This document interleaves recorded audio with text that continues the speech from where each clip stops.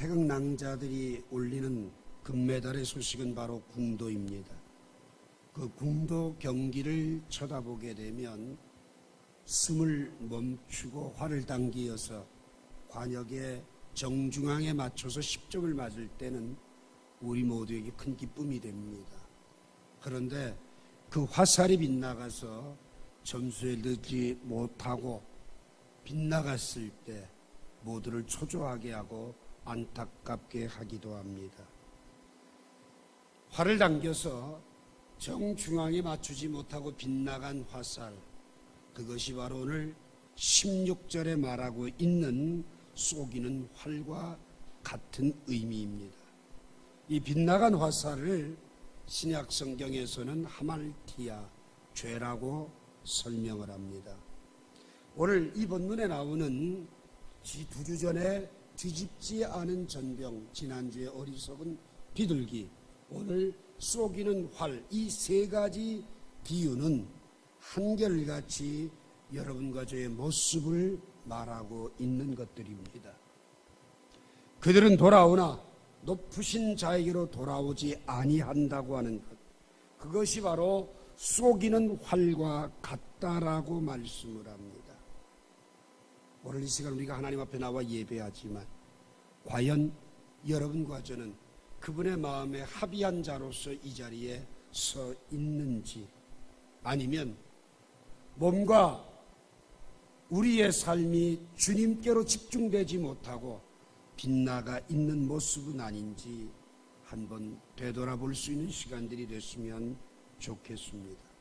특별히 호세아 7장에서 키워드를 몇 개를 찾는다면 깨닫고 그 다음 돌이키고 하나님을 구하고 하나님께 나아가는 삶을 말하고 있습니다.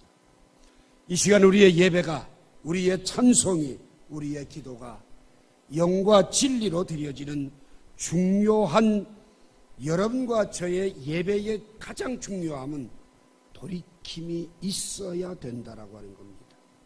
돌이킴이 없다면 이 예배는 우리들만 모였다 흩어지는 거지 하나님이 받으시는 예배는 아니라는 것입니다. 또 하나님의 보좌 앞에 나와서 그분께 나아가는 예배가 되어야 되는데, 사실상 우리가 이 자리에서 하나님과 나와의 관계가 빗나가 버린다면 아무런 의미 없는 예배가 되고 말 것입니다. 저는 오늘 이 자리가 깨닫는 자리가 되기를 원합니다. 돌이킴이 있는 예배가 되기를 원합니다. 하나님을 구하는 기도가 열려지게 되기를 원합니다. 히브리서 11장 6절처럼 하나님께 나아가는 자는 그분이 지금 이 자리에 함께 하시고 또한 자기를 찾는 자들에게 상 주시는 이 심을 믿고 드려지는 예배가 됐으면 합니다. 오늘 우리의 신앙생활에 가장 중요한 것은 그분과 나와의 교제가, 그분과 나와의 관계가, 대화가 끊어지지 않고 이어져 가고 있고 빗나간 화살은 아닌지 점검해 보는 시간들이 필요하다는 말씀입니다. 욥기 22장 21절에 보면 너는 하나님과 화목하고 평안하라. 그리하면 복이 내게 임하리라. 그분과 나와의 관계가 화목하고 평안한 관계. 다시 말하자면 쏘기는 활이 아니라, 빗나간 화살이 아니라 그분과 나와 소통이 되어지는 관계가 오늘 여러분과 저의 표대요 삶이 되어야 될 줄로 믿습니다. 그러면 쏘기는 활은 과연 무엇일까? 13절 하반절에 내가 그들을 건져주려 하나 그들이 나를 거슬려 거짓을 말한다, 이렇게 말씀하고 있습니다. 이스라엘 민족에게 많은 선지자가 수없이 경고했습니다. 만약 돌이키지 않으면 아수르에 패망하게 될 것이라고요. 그런데 그들의 현실에서 아수르의 공격은 그렇게 체험적으로 와닿는 위기감을 조장하는 모습들이 별로 아니었기에 받아들여지질 않았습니다. 열왕기하 17장 39절에 보면 오직 너희는 여호와만을 경외하라. 그가 너희를 모든 원수의 손에서 건져내려 하셨으나 그러나 그들이 듣지 아니하고 오히려 이전 풍속대로 행하였느니란 말씀 그대로 그들은 자기의 삶에 안주하면서 결코 아수르에 의한 멸망은 없을 것이다라고 하는 사고방식이 그들을 다 지배했다는 이야기입니다. 하나님께서 기드온이 미디안의 군대에 앞자에 있는 이스라엘 민족을 구원해냈지만 그들은 망각의 거울 속에서 살아가고 있지요. 사사기 8장 34절에 보니까 이스라엘 자손이 주위의 모든 원수들의 손에서 자기들을 건져내신 여호와 자기들의 하나님을 기억하지 아니하였다. 여러분, 하나님을 망각해버리니까 그들의 삶은 거스릴 수밖에 없고 거스리는 그들의 삶은 결국 거짓을 말할 수밖에 없다라는 것입니다. 거스리는 삶이 습성화되어 있지는 않은지 한번 돌아보아야 될 것입니다. 로마서 11장 24절 말씀에 보게 되면 내가 원 돌감나무에서 찍힘을 받고 본성을 거스려 좋은 감람나무에 접붙임을 받았으나 오늘 원가지인 이 사람들이야 얼마나 더 자기 감람나무에 접붙임을 받으랴라고 말하고 있습니다. 우리의 본성은 돌감람나무 같은 존재이기 때문에 늘 거스리는 삶이 체질화되어져 있어요. 그런데 좋은 감람나무인 예수 그리스도께 접붙임이 되었으면 이제는 거스리는 삶을 던져버리고 벗어버려야 된다는 이야기입니다. 그럼에도 불구하고 여러분과 저는 옛사람의 모습인 거스리는 삶을 던져버리지 못하고 있다는 거죠. 고린도서 13장 8절 말씀처럼 우리는 진리를 거스려 아무것도 말할 수 없고 오직 진리를 위한다는 삶이 되어져야 되는데 그러지 않고 거스려 살아가는 삶이 우리의 언어에 우리의 행동에 얼마나 많이 일관되어져 있는지 정말 변화돼야 될 내 모습을 오늘 이 시간 우리는 발견할 수 있기를 원합니다. 여러분 직장에서, 가정에서, 그리고 교회에서 우리들이 어떤 대화를 주고받을 때 거스리는 말을 안 하는 것 굉장히 중요한데 우리는 이 거스리는 말을 습성처럼 하고 있다는 겁니다. 여러분, 그러면 끝날 걸 꼭 뭐라고 토를 달아서 다른 말을 끄집어냅니다. 그리고 변명과 핑계를 일관합니다. 그런데 여러분들 그 거슬리는 말이 듣기 좋은 말이나 아름다운 언어들은 아닙니다. 한 가지 기억하십시오. 사람이 무슨 말을 하든지 말한 그대로 칭찬도 받을 수 있지만 정죄도 받을 수 있다는 것을 마태복음 12장 36절은 경고하고 있습니다. 디도서 2장 9절에 보면 종들은 자기 상전들에게 범사에 순종하여 기쁘게 하고 거슬려 말하지 말아라. 자, 여러분의 직장에서 윗사람이 무슨 말을 하면 내가 잘못했습니다. 이 한마디를 해야 되는데 그게 아니고요. 이렇게 거슬려 말하는 것이 하나님이 기뻐하는 일이 아니라는 겁니다. 가정에서도 마찬가지입니다. 부모와 자녀 간에 부부 간의 대화를 할 때에 꼭 한마디로 끝나야 될 단어들을 이상하게 두세 마디로 연이어가면서 서로 불쾌감을 조성하는 경우들이 되게 많습니다. 거슬리는 것은 순종의 반대며 창조 질서의 파괴임을 알고 계시는지요? 베드로전서 2장 11절에 보면 사랑하는 자들아 거류민과 나그네 같은 너희를 권하노니 영혼을 거슬려 싸우는 육체의 정욕을 제어하라고 말합니다. 거스리는 것들이 거의 다 보면 육체의 정욕이라는 사실입니다. 오늘 이 시간 에베소 4장 22절 말씀처럼 유혹의 욕심을 따라 썩어져가는 구습을 버리고 그 옛사람을 벗어버리고 여러분과 제가 새롭게 되어서 하나님을 따라 의와 진리의 거룩함으로 지으심 받은 새 사람이 되기를 원합니다. 언어에서부터 바꿉시다.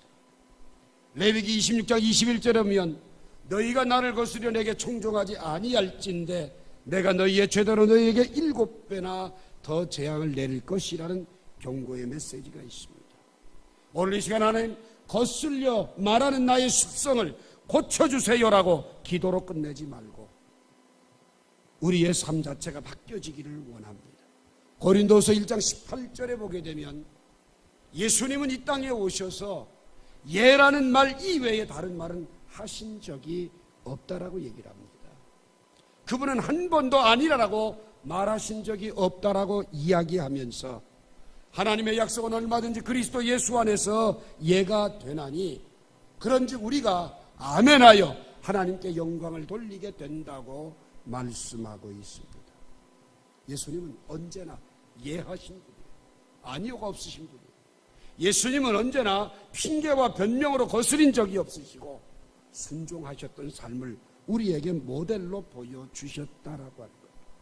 히브리서 12장 15절 말씀에 보면 너희는 하나님의 은혜에 이르지 못하는 자가 없도록 하고 또 쓴뿌리가 나서 괴롭게 하여 많은 사람들이 이로 말미암아 더럽게 되지 않게 하라고 말씀합니다.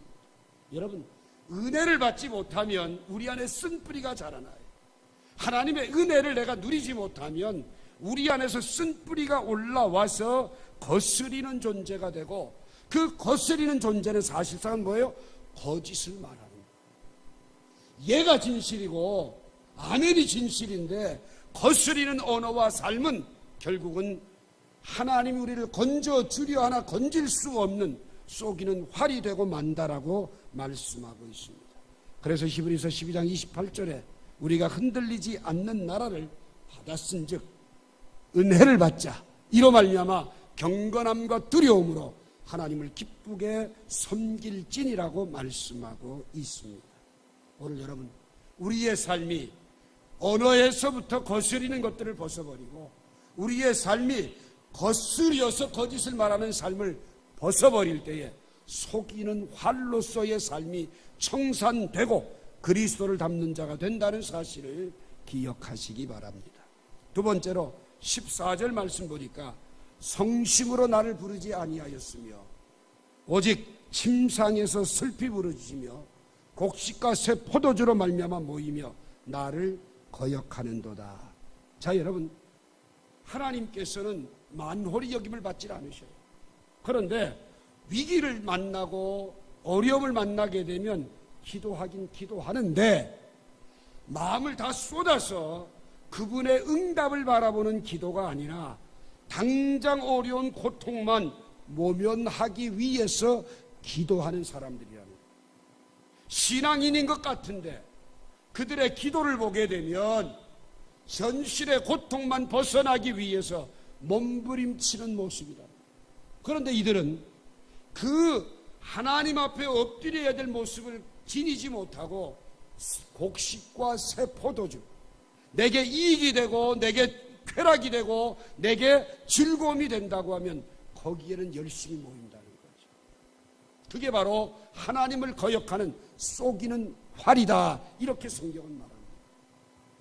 여러분, 하나님께서 여러분과 제게 이 몸된 교회를 주신 이유는 이사야 56장 7절과 마가복음 11장 17절 말씀처럼 기도하는 집으로 주셨어요. 그런데 하나님의 성전에 나와서 부르짖지 아니하고 침상에서 부르짖고 앉아있다 그 말입니다. 이게 엄청난 차이예요. 절절히 주의 음성을 깨달은 사람들의 특징이 뭡니까? 히브리서 12장 12절에 보니까 그들은 마음을 같이하여 모여서 기도하기를 힘쓰는 삶이에요. 한 사람 두 사람이 모이면 기도합니다. 그런데 오늘 현실을 모면하고 현실의 고통만 벗어나기를 몸부림치는 사람들은 기도가 하나님의 성전에서 이어지지 아니하고 자기의 만난 문제 앞에서 하나님 앞에 자기의 필요를 구하는 그런 모습으로 일관한다는 것. 이 말씀을 다시 말하자면 진정한 돌이킴 없이 현실을 도피하려고 하는, 현실의 고통만 벗어나려고 하는 이 시대에 속이는 활들의 모습이라고 말씀하고 있습니다. 겟세마네 동산에서 예수님은 마태복음 26장 39절에 보면 할만하시거든 이 잔을 내게서 지나가게 하옵소서. 그러나 나의 원대로 마옵시고 아버지의 원대로 하옵소서라고 하는 이 기도는 하나님의 뜻을 받아들이고 그 뜻을 이루고자 하는 진정한 돌이킴과 더불어진 기도라는 사실을 알고 계십니다. 여러분과 저의 돌이킴을 위해서 하나님은 종종 환난이라는 것들을 동원해 줍니다. 그 환난을 통해서 현실의 고통을 벗어나는 사람이 아니라 진정한 교통과 소통이 있기를 원하여 주시는 선물이 환난이라고 말씀합니다. 시편 50편 15절에 보면 환난 날에 나를 부르라 내가 너를 건지리니 내가 나를 영화롭게 하리로다. 환난이 닥쳐왔을 때 하나님 앞에 마음을 다하여서 성심으로 부르짖게 되면 하나님 우리를 건져주시고 그 문제가 오히려 변하여 축복이 되게 하시는 영화롭게 되는 은혜의 역사가 이루어지게 된다는 사실입니다. 돌이킴의 열매를 맺는 사람들은 요한일서 5장 14절 말씀처럼 그를 향하여 우리가 가진 바 담대한 것이 이것이니 그의 뜻대로 무엇을 구하면 들으심이라. 우리가 무엇인지 구하는 바를 들으시는 즉 안즉 우리가 그에게 구한 그것을 얻은 줄을 또한 아느니라. 여러분, 돌이킨 사람들은 믿음으로 구하고 받은 줄로 믿는 삶이 일관되게 유지된다는 사실입니다. 다윗은 그가 만난 환경의 어려움 속에서 현실을 고통만 모면하기 위해 살아가는 사람이 아니라 그 환난의 순간에 하나님의 말씀을 붙잡고 위기를 극복해냈던 우리들의 모델로 등장을 하고 있습니다. 시편 119편 109절 말씀에 보게 되면 나의 생명이 항상 위기에 있사오나 나는 주의 법을 잊지 아니하니이다. 악인들이 나를 해하려고 올무를 놓았사오나 나는 주의 법도에서 떠나지 아니하였나이다. 주의 증거들로 내가 영원히 나의 기업을 삼았사오니 이는 내 마음의 즐거움이 됨이니이다. 그는 위기 앞에서 말씀을 붙들고 말씀대로 돌아서는 결단의 삶을 살았던 모습을 여러분과 제게 보여주고 있습니다. 오늘 예배 나온 여러분, 기도 없이 살 수 없는 여러분이신지요? 아니면 세상 일이 너무 분주해서 더 솔직하게 말하자면 먹고 살기 위해 내가 좋아하는 일을 하기 위해 지치고 피곤하다는 핑계 삼아 기도가 멀어져 있지는 않은지요? 그러다 고통이 찾아오면 구하는 것이 곡식과 새 포도주만이라고 한다면 우리는 분명히 하나님을 알되 쏘기는 활로 살아왔던 삶이라는 것입니다. 마태복음 6장 7절과 8절에 보면 우리가 구하기도 전에 있어야 할 것을 아시는 아버지시기 때문에 그렇다면 그분과 나와의 가장 소중한 것은 돌이킴에 의한 기도의 사람이 되는 것입니다. 이제는 한나처럼 하나님과 내 마음이 소통될 때까지 기도의 무릎을 펴지 않는 그리스도인 생명 있는 모습으로 살아가기를 부탁합니다. 주신 생명, 육신의 쾌락을 위해 허비하지 말고 더욱 힘을 얻는데 무릎을 사용하는 삶의 모습이 되어지기를 주님의 이름으로 소망합니다. 마지막 세 번째로 15절 보게 되면 내가 그들 팔을 연습시켜 힘있게 하였으나 그들은 내게 대하여 악을 꾀하는도다. 하나님은 여러분과 저에게 힘을 주시기 위해서 많은 연습, 훈련을 시키셨다고 얘기합니다. 광야 40년의 삶을 마감하고 있는 모세는 신명기 32장 10절에서 여호와께서 그를 황무지에서 짐승이 부르짖는 광야에서 만나시고 호위하시며 보호하시며 자기의 눈동자같이 지키셨는데 마치 독수리가 자기의 보금자리를 어지럽히고 또한 자기의 새끼 위에 너풀거려 그들의 날개를 펴서 새끼를 받으며 그의 날개 위에 그것을 없는 것 같이 여호와께서 홀로 인도하셨고 그와 함께한 다른 신이 없었다라고 말합니다. 독수리가 새끼를 낳습니다. 그 새끼가 조류계의 왕이 되도록 하기 위해서 어미 독수리는 일부러 보금자리에서 날개를 퍼덕퍼덕거리면서 그 새끼를 떨어뜨립니다. 낭떠러지 밑으로 떨어지는 새끼가 나죽겠네 소리치면서 곤두박질 칠 때 그 어미는 더 빨리 내려가서 날개를 쫙 펴서 그 새끼를 업고 다시 올라옵니다. 올라와서 혼비백산되어 있는 새끼를 그대로 놔두지 않고 또 떨어뜨립니다. 반복적으로 계속 떨어뜨리면서 그가 날개짓을 할 때까지 조류계의 왕으로 살아갈 수 있는 그 독수리가 될 수 있도록 어미는 훈련을 거듭한 것처럼 이스라엘 민족들을 그렇게 훈련시키셨다라고 말씀을 합니다. 그 사실을 알고 있었던 다윗은 시편 26편 2절에서 여호와의 나를 살피시고 시험하사 내 뜻과 내 양심을 단련하소서라고 고백을 했고, 시편 66편 10절에 보면 하나님이여 주께서 우리를 시험하시되 우리를 단련하시기를 은을 단련함같이 하셨으며라고 고백을 합니다. 그러면서 좋은 샘플로 독수리가 그 새끼를 그 훈련시키는 것 같은 좋은 훈련의 모델로 요셉을 증언하고 있습니다. 시편 105편 17절에 보면 그가 한 사람을 앞서 보내셨으며 요셉이 종으로 팔렸도다. 그의 발은 착고를 차고 그의 몸은 쇠사슬로 매였으니 곧 여호와의 말씀이 응할 때까지라 그의 말씀이 그를 단련하였도다. 요셉은 17세 어린 나이에 애굽에 향하여 가는 미디안의 장사꾼의 노예로 팔려갑니다. 억울한 노예 생활을 하면서 그는 그 노예의 삶 속에서도 하나님의 말씀을 붙들고 정말 하나님의 뜻을 구하면서 성실하게 살아갑니다. 하나님이 함께하는 모습을 믿지 않는 보디발이 볼 수 있을 정도로 믿음의 삶을 사는 가운데 억울한 누명까지 뒤집어쓰고 옥고를 치르게 됩니다. 3년간의 긴 옥고 생활 속에서 하나님의 말씀이 응할 때가 되자 그를 애굽의 총리로 세우셨습니다. 하나님이 힘주시기 위해 단련시키고 있을 때에 순종하는 사람, 하나님 앞에 진실하게 살아가는 사람은 바로 순금같이 나온다고 하는 욥기 23장 10절의 말씀과 같이 하나님 앞에 다듬어지는 사람. 그런데 많은 이스라엘 백성들은 그토록 단련하여 힘을 길러 주었건만 하나님이 원하는 방향과는 정반대로 죄악 가운데 치닫고 있고 악을 꾀하는 그들의 모습에 하나님은 속이는 활이라고 규정하고 있다는 사실입니다. 누가 그런 길을 걸었을까요? 삼손이 간 길입니다. 삼손은 블레셋에서 이스라엘 민족을 구원하기 위해서 나실인의 소명을 가지고 태어났어요. 사사기 16장 17절에 보니까 이 삼손이 하나님의 사명 앞에 서는 것이 아니라 기생 들릴라의 무릎을 즐겨뵈면서 나아가게 되자 그는 이실직고를 하게 됩니다.